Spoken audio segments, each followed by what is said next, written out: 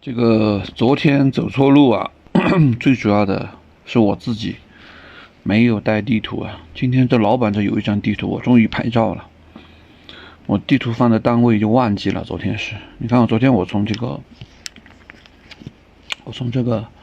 泸沽湖这里，然后一直是这样永宁啊，要过三江口嘛，到这里，因为这些路就很烂了嘛。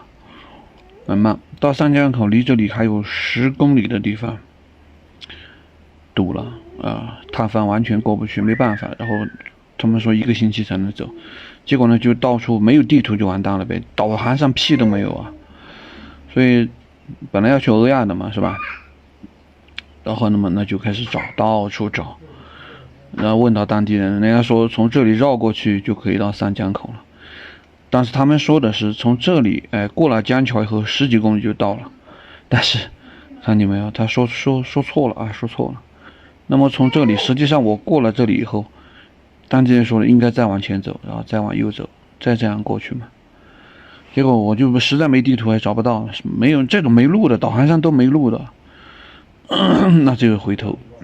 他导航上他往哪导啊？他就导到丽江去，导到这个香格里拉去，云南的香格里拉，然后他再从这边来绕，他就是不给你往这边导航上，太讨厌了。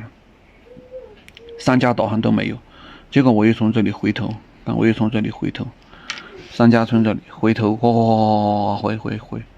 回到这里，我今天就住在这里，今天要从这里出发，五角路口，木里大厂我就不去了，然后从这里到铁桥西线一路，今天香格里拉镇啊这些地方看情况吧，到哪里合适，看到哪里合适，有露营的话就露营了。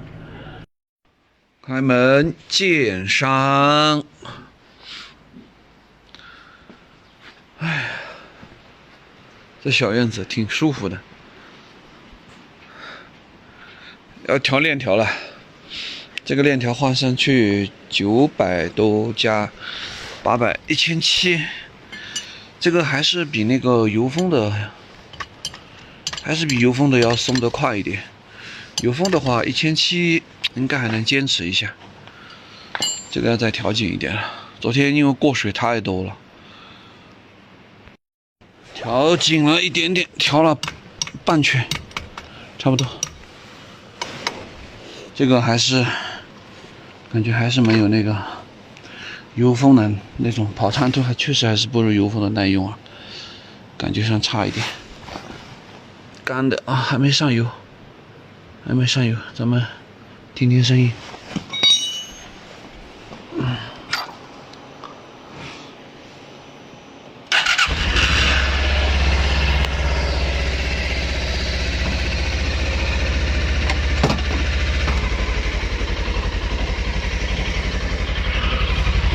当时还行，但是也没什么太大的问题。